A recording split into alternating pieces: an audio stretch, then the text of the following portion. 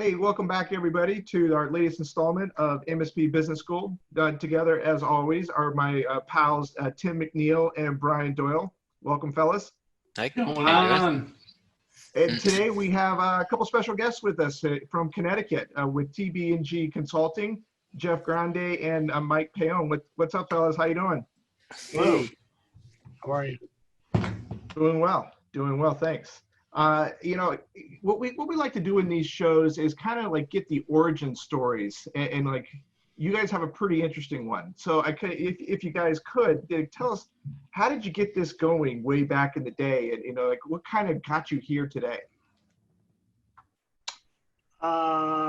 Jeff, you, me, you, me. We were on the opposite sides of the country at the time. I was in California and San Diego working for a VC. Yeah. Jeff was up in Boston, and we are cousins, and we talk. We grew up not only are we cousins, we grew up very near each other. So we had a cousin relationship. We would talk often, and I think there was a point where we were discussing coming home and what we were going to do when we both relocated back to Connecticut. You know? Yeah, I think just to add on to that a bit, we were both at a part of our career where the internet was exploding back in, early 2000, 2005 is when we actually started it.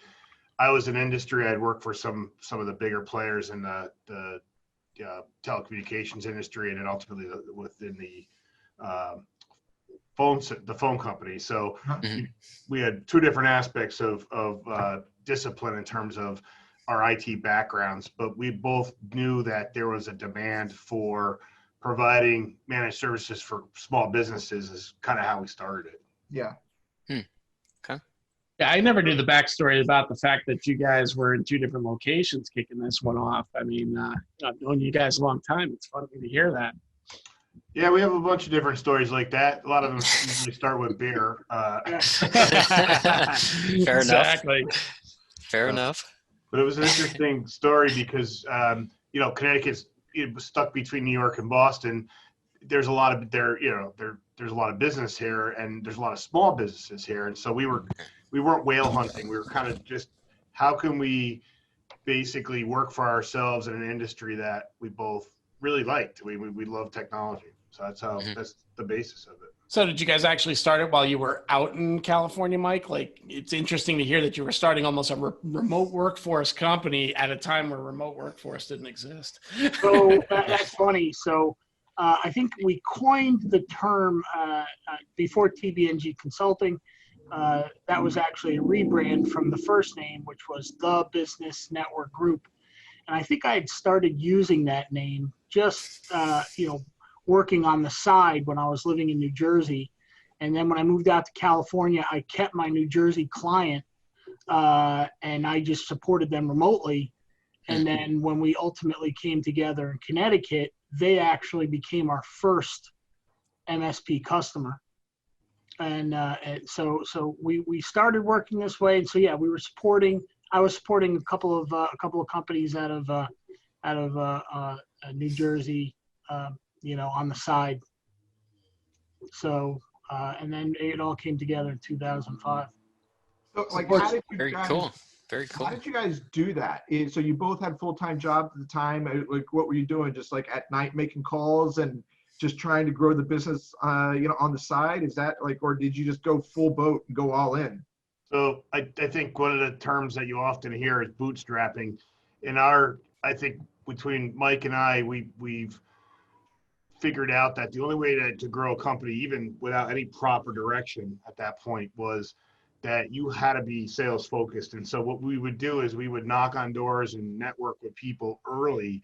So literally, drive our car into a parking lot and say, listen, we do networking or network support services.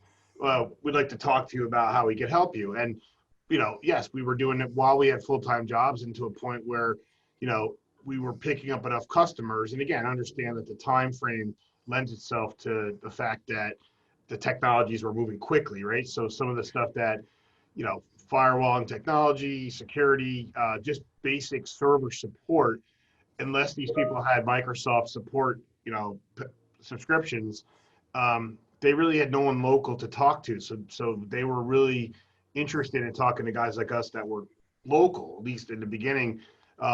So yeah, it was more than bootstrapping. It was basically get out there, knock on a door, close a contract or close a deal, a project, and come back a day or two or a week or two later with everything in your car and help them out. It was Very charity. cool. The old trunk slamming startup Yeah, days, right? yeah. I think we also knew the value of our channel relationships right from the get-go. So very early on, within months of kind of getting everything together, we were involved in channel relationships, which really helped push, define some of the products that we still sell today. Yep.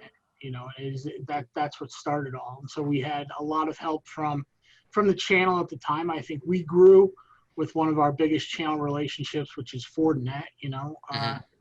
We grew with them very, very early on. And so they were almost bootstrapping themselves. So it helped each other, Mike, that's interesting because we hear often from folks, it's almost like a channel adversarial mindset, right? With MSPs, they feel like the channel doesn't treat them well. They really don't build relationships. But, in knowing you guys, it's always been a longstanding relationship with a number of your channel partners. And you've truly treated them almost like, I hate to say it, but almost like family in terms of that relationship. Maybe you can give a little bit of guidance on, some easy things to do that people might be missing in that channel relationship or with their channel partners that have brought you guys some success. I think you have to sleep with one eye open with the channel, but they're not asking for a lot from the relationship. They want you to know their products. We've always been open with our relationships with them in terms of what we like of their offerings. So with a large company like Fortinet, who offers a lot, we were pretty clear with saying, look, these are the offerings that we really like and that we've tested internally, and these are the things that we're going to push. Don't tempt us with the other things that you're offering because we've already found something we're very comfortable with, and I think there's a mutual respect there.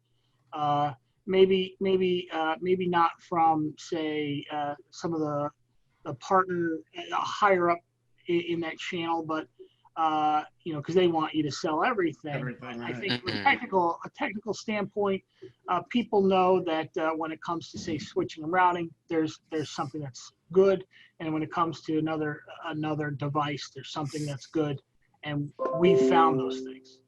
That's key. I think, setting boundaries and setting expectations is huge. And that's something that most of us probably don't do with the channel the right way. So kudos to you guys for doing that early on too. I would ask, actually, just to add that we didn't really understand the concept of, maybe we still don't understand the concept of vendor channels. For example, we always did what we thought was, as Mike was saying, technically correct, right? So we always were in the process of, we would sell something that we used ourselves, right? We still do. We were very big on making sure that, the product and the information they were saying actually worked before we pushed it out to a client. And so we sometimes found ourselves going head to head with the local channel reps because, they weren't as technical as we were, maybe still are. And I think the other piece of it was, we would call them out and say, listen, we'll sell, widget A because we work with it and it actually does work. We've seen it work, but we're not selling widget B just because you have a fancy slick sheet on this. We won't do it because we have a different widget that meets that. And so there were some battles. There's still some battles with that, but we've gotten better at explaining that, we're not just a line card. We're not just pulling stuff off the shelf. So, you've talked a little bit about channel focus being one of the ways you grew. You talked a little bit about, basically just getting out there. And even though you were both technical implementers, knocking on those doors and just really, going at it from a sales perspective. Why don't you tell us a little bit about your growth? Because you guys have had some phenomenal growth, especially over the last 5-6 years, right? As you guys have matured over time. So tell us a little bit about that journey. Well, as you can see clearly, and if you can't, we both are losing our hair. Mike quicker than me, but He won. yeah, I think I'll start the comment by just saying that growth comes at some type of peril or some type of risk, right? You're never risk immune. We've taken tremendous steps and continued the sort of the tradition of bootstrapping, right? So we've basically taken money that ordinarily we would have paid ourselves and put it back into the company to grow and to take sort of investments into new directions, one of which is recently has been cybersecurity with our Vancore team.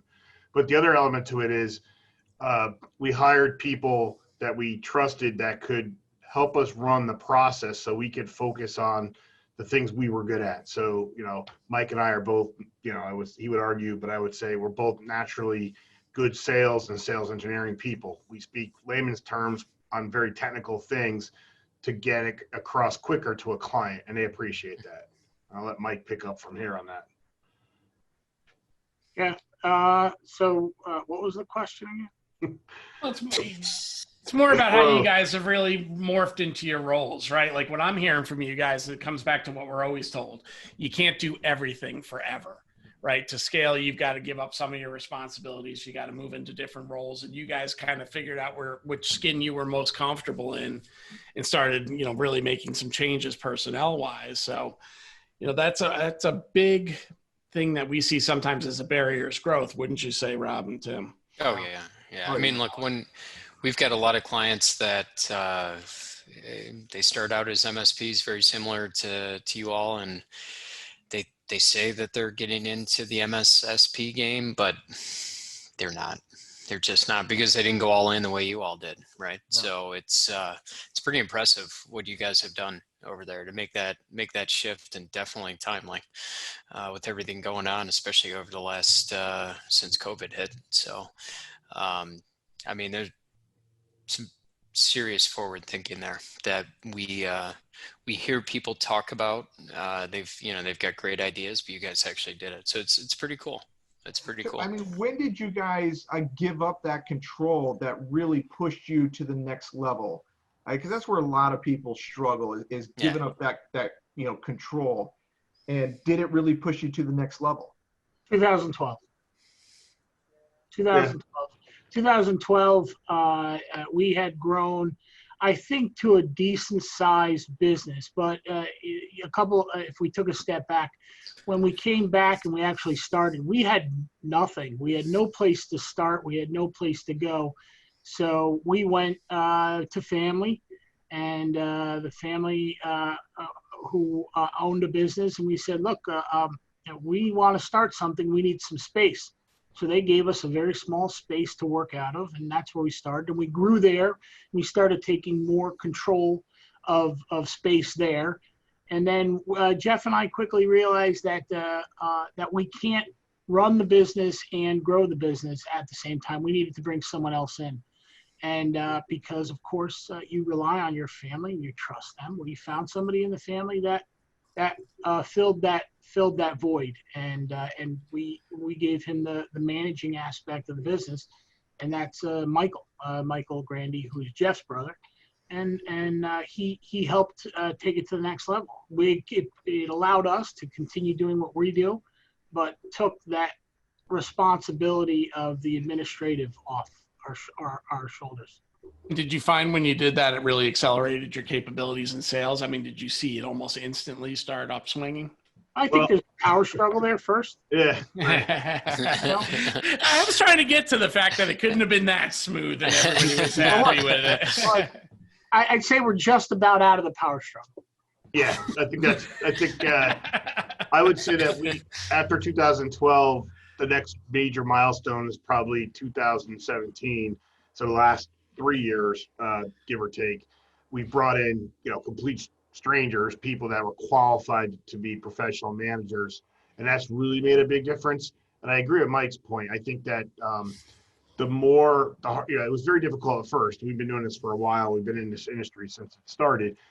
You have to rely on good people to take the responsibility and let them maneuver as needed to help you get to the next level. And I think a lot of people us including, and we're not, it's taken us some time to get there, but you have to be willing to let people make their own decisions and mistakes, more importantly, because if you can't do that, you'll never get past, sort of the limit. You'll get to a point where you'll think you have a company, and then you go on vacation one day, or you go on vacation for a week and you come back and you're going to want to cry because everyone's coming back to you with emails and voicemails because you were gone.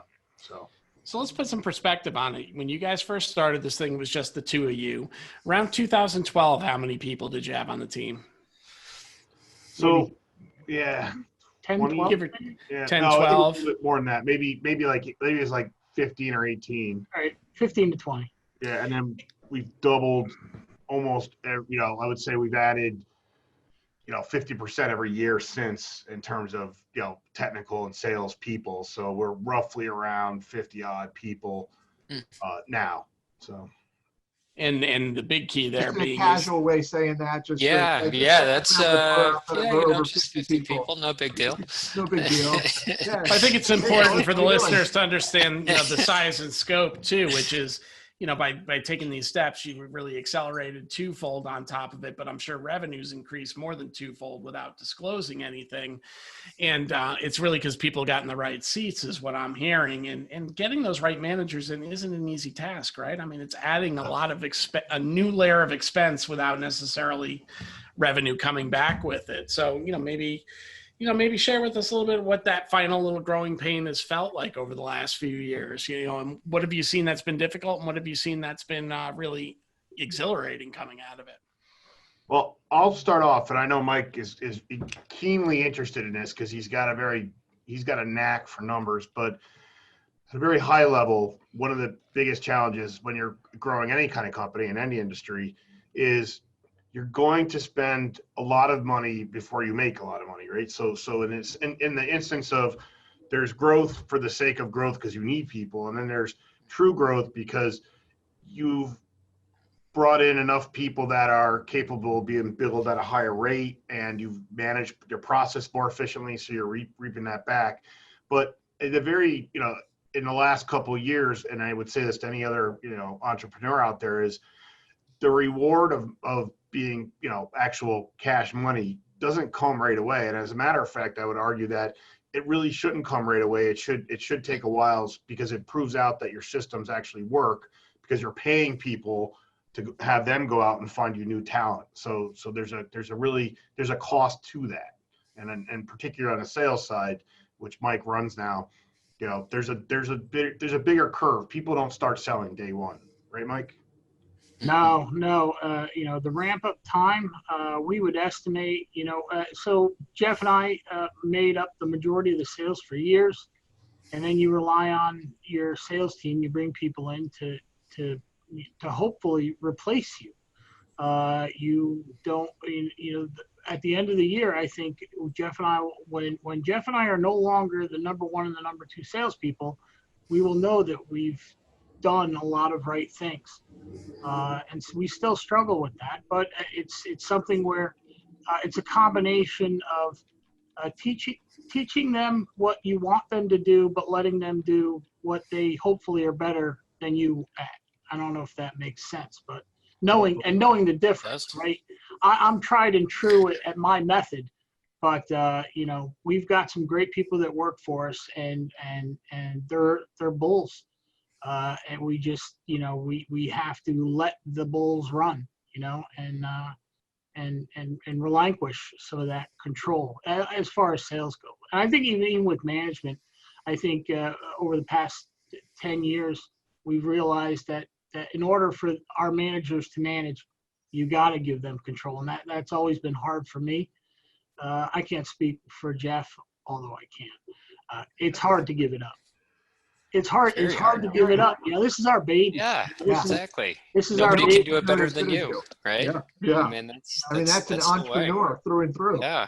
Well, when you, so I think my enlightenment for control or relinquishment of control is when my phone doesn't have to ring on a weekend or, late at night.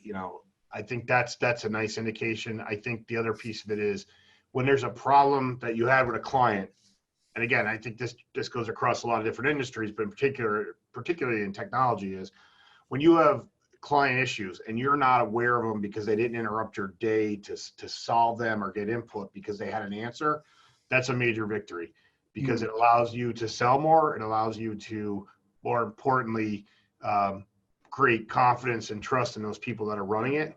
And I think at the end of the day, when you can go away for a month at a time on a vacation and not have to worry about your inbox being flooded, that's a true testament to that your system is working. And that's the goal, right? I mean, so we want to take a week off, but at some point you might want to take a month off. And, you know, at some point after COVID and not have to be bothered by worrying about, oh, I got to check my email. So. Awesome. Yeah. So, you know, we're getting near the end of our time here together. Maybe each of you can share one of the biggest lessons you learned during your, you know, now 15 plus years of doing this. Well, I think the biggest lesson, again, to anybody in any position, entrepreneur or otherwise, is never undervalue the amount of communication that you bring to the table. For example, communication is key, and the clearer you can communicate to customers and to staff and to colleagues, and, you know, like to Mike as a colleague, the quicker you can resolve things, and it takes away any ambiguity in terms of, you know, oh, I thought you meant this. So communication is key. How about you, Mike? What are your thoughts? I would have to agree. I was thinking the same thing, especially, you know, don't hold anything back when it comes to your thoughts on how things are running in the business.